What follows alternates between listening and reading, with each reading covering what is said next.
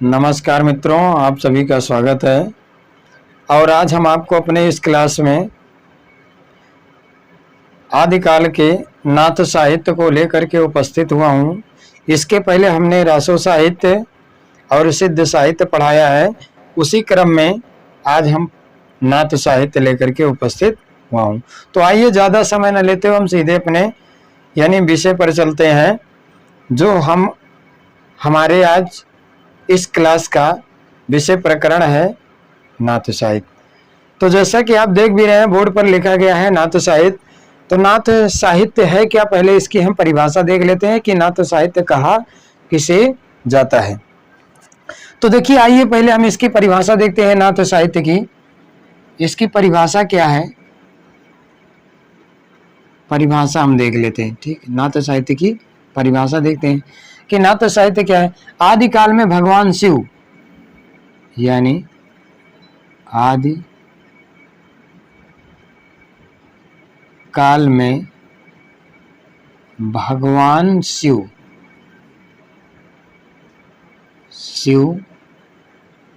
ठीक, आदिकाल में भगवान शिव के उपासक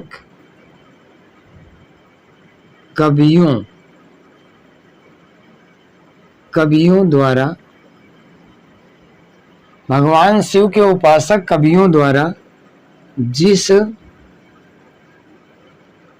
साहित्य की रचना हुई उसे नाथ साहित्य के नाम से साहित्य के नाम से जाना जाता है। उसे किस नाम से जाना जाता है? नाथ साहित्य के नाम से जाना जाता है। देखो, आदिकाल में भगवान शिव के उपासक, मतलब आदिकाल में भगवान शिव के उपासक कवियों द्वारा, ठीक, भगवान शिव के उपासक कवियों द्वारा जिस साहित्य की रचना की गई उसी को नाथ साहित्य के नाम से जाना जाता है। अब देखिए, नाथ साहित्य के, नाथ पंथ के प्रवर्तक कौन थे और इसकी समय सीमा कब मानी जाती है। देखिए, इसकी हम समय सीमा भी देख लेते हैं। समय सीमा क्या है नाथ साहित्य की, समय सीमा क्या मानी गई है? तो यानी नाथ साहित्य की जो समय सीमा है वह है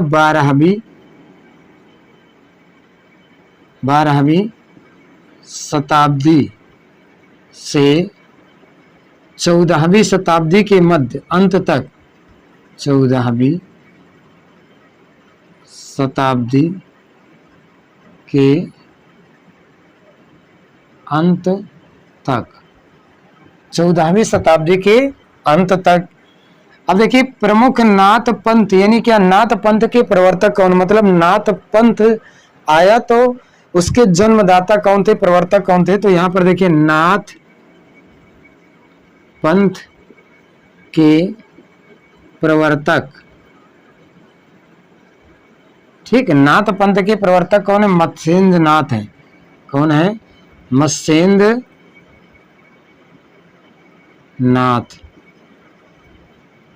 मत्स्येंद्र नाथ है। और उसके बाद नाथ साहित्य के प्रवर्तक कौन है? नाथ साहित्य के प्रवर्तक, ठीक, नाथ साहित्य के प्रवर्तक तो गोरखनाथ है। कौन है? गोरखनाथ, ठीक है। नाथ साहित्य के प्रवर्तक कौन है? गोरखनाथ है। और नाथ पंथ के प्रवर्तक कौन है? तो मत्स्येंद्र नाथ है। अब देखिए, हम यहां पर देखो, नाथों की संख्या, साहित्यकारों ने नाथों की संख्या जो मानी है वो क्या मानी है? 9 मानी है। यानी साहित्यकारों ने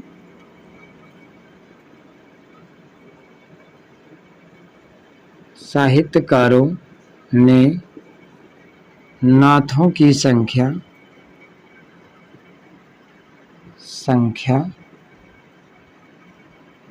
9 मानी है। कितनी मानी है? 9। नाथों की संख्या 9 मानी है। ठीक, नाथों की संख्या कितनी मानी है? 9 मानी है। तो अब हम देखेंगे आर के वर्मा के अनुसार, डॉक्टर आर के वर्मा के अनुसार। ठीक, अब हम देखेंगे इसमें डॉक्टर आर के वर्मा के अनुसार नाथों की यानी प्रमुख नाथ, ठीक, यानी क्या है? अब हम देखेंगे डॉक्टर आर के वर्मा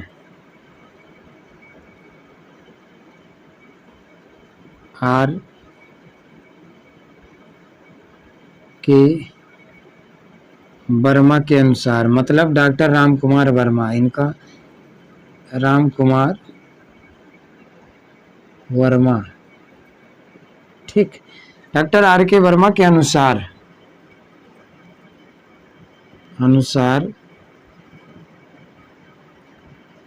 प्रमुख नाथ कवि, ठीक है, प्रमुख नाथ कवि कौन कौन से हैं? तो हम यानी डॉक्टर आर के वर्मा के अनुसार यानी डॉक्टर राम कुमार वर्मा के अनुसार हम देख रहे हैं। तो इसमें पहला जो हो जाएगा, पहले जो है वह कौन है? मत्स्येंद्र नाथ है। ठीक, यानी पहले जो है आदिनाथ, पहले आदिनाथ, पहले कौन हो गए? आदिनाथ। दूसरे जो हो गए वो आ गए क्या? मत्स्येंद्र नाथ।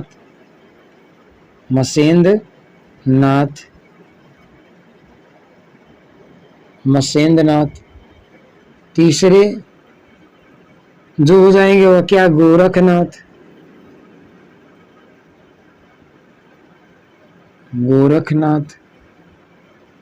चौथे जो हो जाएंगे चरपटनाथ, यानी क्या है? ग्राहिणीनाथ।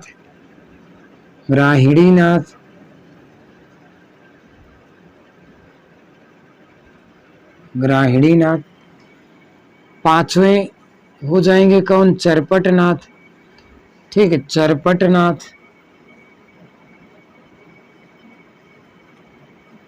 छठे हो जाएंगे कौन? चौरंगीनाथ।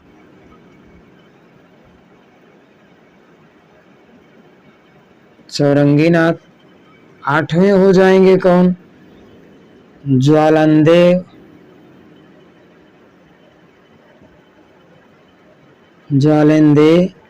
नाथ, ठीक, और 9वें, ठीक है, यानी क्या है? 7वें हो जाएंगे, सॉरी 7वें हैं ज्वालेंद्र नाथ। 8वें हो जाते हैं भारतीहर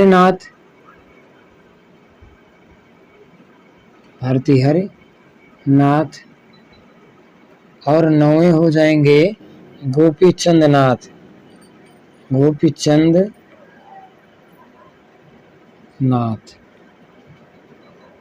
ठीक, ये तो हो गए क्या है? डॉक्टर राम कुमार वर्मा के अनुसार यानी प्रमुख 9 नाथ, यानी नाथों की जो संख्या 9 मानी गई थी वही है। तो कौन कौन से हैं? आदिनाथ, मत्स्येंद्रनाथ, गोरखनाथ, ग्रहणीनाथ, चरपटनाथ, चौरंगीनाथ, ज्वालेंद्र, यानी क्या? ज्वालेंद्रनाथ, भरतिहरनाथ और गोपीचंद नाथ। ये तो हो गए क्या? प्रमुख नाथ। ठीक है, इसको एक बार हम रिवाइज कर लेते हैं। आज हम पढ़ रहे हैं क्या? नाथ साहित्य। नाथ साहित्य में नाथ साहित्य है क्या? इसको हम देखते हैं। आदिकाल में भगवान शिव की उपासक यानी भगवान शिव के उपासक जो कवि थे और कवियों के द्वारा जिस साहित्य की रचना हुई उसी को क्या कहा गया? उसी को कहा गया नाथ साहित्य। इसकी समय सीमा 12वीं से 14वीं शताब्दी के अंत तक। नाथ पंथ के प्रवर्तक मत्स्येंद्र नाथ हैं, नाथ साहित्य के प्रवर्तक गोरखनाथ हैं। साहित्यकारों ने नाथों की संख्या कितनी मानी है? 9 मानी है। उसी में हम डॉक्टर राम कुमार वर्मा के अनुसार देख रहे हैं, प्रमुख नाथ कवि देख रहे हैं क्या कौन है? आदिनाथ, मत्स्येंद्र नाथ, गोरखनाथ, ग्रहणीनाथ और चरपटनाथ, चौरंगीनाथ, ज्वालेंद्रनाथ, भारतीहरनाथ, गोपीचंद नाथ। ठीक, तो हमने क्या देखा यहाँ पर? हमने देखा कि प्रमुख नाथ साहित्य के प्रमुख जो 9 कवि हैं, यानी प्रमुख 9 नाथ जो हैं वह कौन कौन से, इसको हमने देखा। अगले हम पेज में देखेंगे, ये तो हमारा पहला पेज था, अगले पेज में हम देखेंगे प्रमुख नाथ कवि एवं उनकी रचनाएं। ठीक, तो अगले में हम क्या देख रहे हैं, अगले पेज में हम देखेंगे प्रमुख नाथ कवि एवं उनकी रचनाएं। तो मित्रों एवं विद्यार्थी गणों, यदि आपको हमारा पढ़ाया समझ में आ रहा है तो आप हमारे चैनल ज्ञान गुरु हिंदी 97 को अधिक से अधिक सब्सक्राइब करें, लाइक करें और कमेंट करें। ठीक, तो हम दूसरे पेज में क्या देखेंगे, दूसरे पेज में हम देखेंगे जो है प्रमुख नाथ कवि एवं उनकी रचनाएं। ठीक है, प्रमुख नाथ कवि, ये दूसरा पेज है, तो इसमें हम देखेंगे क्या, प्रमुख नाथ कवि एवं उनकी रचनाएं, हम उनकी क्या देखेंगे, रचनाएं। ठीक, तो इसमें हम पहले जो कवि हैं यानी क्या है, मसेंद्र नाथ को ही हम देख लेते हैं। ठीक, तो इनकी कौन सी रचनाएं हैं, तो हम यहाँ पर पहले देखते हैं कि इसको मसेंद्र नाथ को देख रहे हैं। ठीक, मसेंद्र नाथ का उपनाम जो था, यानी इनका जो उपनाम था, इसको भी साथ में देखिए, इनका उपनाम था विष्णु शर्मा। क्या नाम था इनका, विष्णु शर्मा इनका उपनाम था। ठीक, यानी इनका उपनाम क्या था, विष्णु शर्मा था। किसका, मसेंद्र नाथ का। मसेंद्र नाथ का जो था उपनाम था विष्णु शर्मा। ठीक है, तो इसको भी हम यहाँ पर देख लिए हैं, इनका उपनाम क्या था, विष्णु शर्मा था। ठीक, अब इनकी हम प्रमुख रचनाएं कौन कौन सी हैं उसको देखते हैं। तो देखिए इनकी जो प्रमुख रचना है वह कौन सी है। पहली इनकी रचना है कौल ज्ञान निर्णय। कौल ज्ञान निर्णय, कौल ज्ञान निर्णय। दूसरी इनकी रचना कौन सी है, अकुल वीर तंत्र। अकुल वीर तंत्र। ठीक, तीसरी इनकी रचना है, तीसरी जो रचना है वह क्या है, कुलानंद। कुलानंद, ठीक, कुलानंद है। और चौथी इनकी रचना जो है वह है ज्ञान कारिका। ज्ञान कारिका, चौथी रचना है क्या है, ज्ञान कारिका है।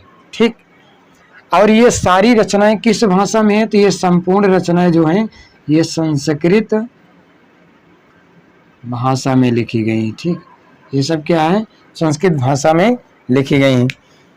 तो अगले जो रचना यानी कि कवि है उनकी रचना हम देखेंगे। तो अगले जो कवि है वो है कौन है, गोरखनाथ। गोरखनाथ, ठीक, अगले जो है गोरखनाथ, यानी जो गोरख साहित्य की रचना की है। ठीक, गोरख पंथ के प्रवर्तक कौन थे, ये थे। तो गोरख साहित्य के प्रवर्तक कौन है, ठीक, तो यानी गोरख यानी नाथ साहित्य के प्रवर्तक गोरखनाथ है। तो इनकी हम रचना देख लेते हैं कौन कौन सी है। तो पहले हम इनकी रचनाएं देखते हैं। पहली इनकी रचना है शबदी। क्या है, शबदी। दूसरी रचना इनका पद। और तीसरी इनकी रचना जो है प्राण सकली। प्राण सकली, ठीक। चौथी इनकी रचना है शिष्यादर्शन। शिष्यादर्शन ऐसे ही लिखा है, ठीक, शिष्यादर्शन। उसके बाद शिष्यादर्शन है। और पांचवी इनकी रचना है जो है वह है नरवय बौद्ध। नरवय बौद्ध, नरवय बौद्ध, ठीक। छठी इनकी रचना जो है अभय मात्रा जोग, अभय मात्रा जोग। सातवीं इनकी रचना है आत्मबोध, आत्मबोध। और आठवीं रचना इनकी है 15 तिथि, 15 तिथि। ठीक, 15 तिथि। नौवीं इनकी रचना है सप्तवार, सप्तवार। ठीक, 10वीं इनकी रचना है पंचमात्रा, पंचमात्रा। ठीक, पंचमात्रा। 11वीं इनकी रचना है, 11वीं रचना है मच्छिंद्र गोरख, मच्छिंद्र गोरख बोध, मच्छिंद्र गोरख बोध। और 12वीं इनकी रचना है रोमावली, रोमावली। और 13वीं इनकी रचना है ज्ञान तिलक, ज्ञान तिलक। और 14वीं इनकी रचना है वह है ज्ञान चौतीसा, ज्ञान चौतीसा, ज्ञान चौतीसा। ठीक, ये तो थी इनकी, यानी क्या, गोरखनाथ की जो हिंदी भाषा में लिखी गई रचनाएं हैं। अब इनकी हम संस्कृत की कुछ रचनाएं लिख लेते हैं। ठीक, यानी इन्होंने संस्कृत भाषा में कौन सी रचनाएं लिखी। ठीक है, तो इनकी हम संस्कृत में लिखित रचनाएं भी साथ में देखते हैं कि इन्होंने संस्कृत में कौन कौन सी रचनाएं लिखी हैं, उसको भी हम देख लेते हैं। जैसे सिद्ध सिद्धांत, सिद्ध सिद्धांत। दूसरी इनकी रचना है विवेक मार्तंड, विवेक मार्तंड। चौथी इनकी रचना है शक्ति संगम तंत्र, शक्ति संगम तंत्र। ठीक, शक्ति संगम तंत्र है। और चौथी इनकी रचना है वह क्या, निरंजन पुराण, निरंजन पुराण, निरंजन पुराण।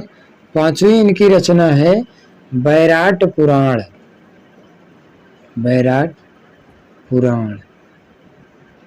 ठीक, अन्य इनकी रचनाएं भी साथ में देख लेते हैं। ठीक है, इन्हीं की संस्कृत की रचनाएं, संस्कृत भाषा की रचनाएं।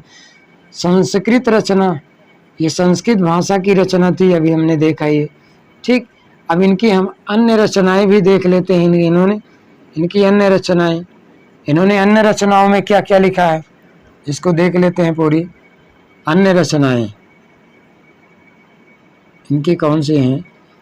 ठीक, तो अन्य रचनाएं इनकी हम देख लेते हैं। जैसे इनकी है गोरख गणेश गोष्ठी, पहली इनकी रचना है गोरख गणेश गोष्ठी। दूसरी रचना है दंत गोरख, दत्त गोरख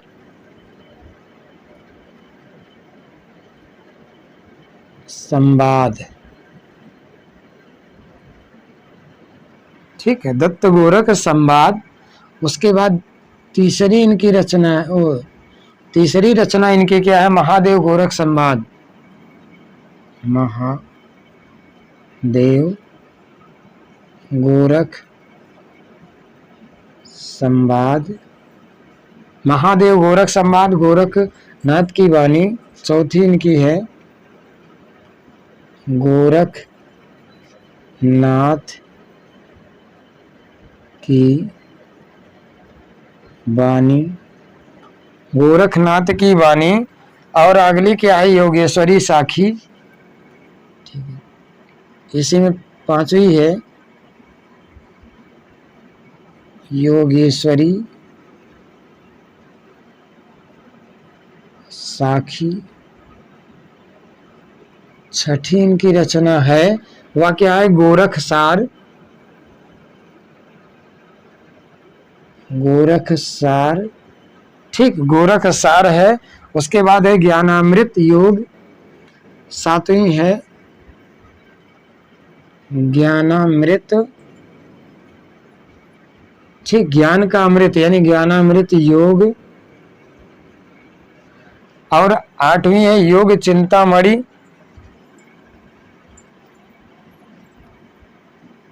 योग चिंतामणि। नौवीं रचना है इनकी जो है योग बीज।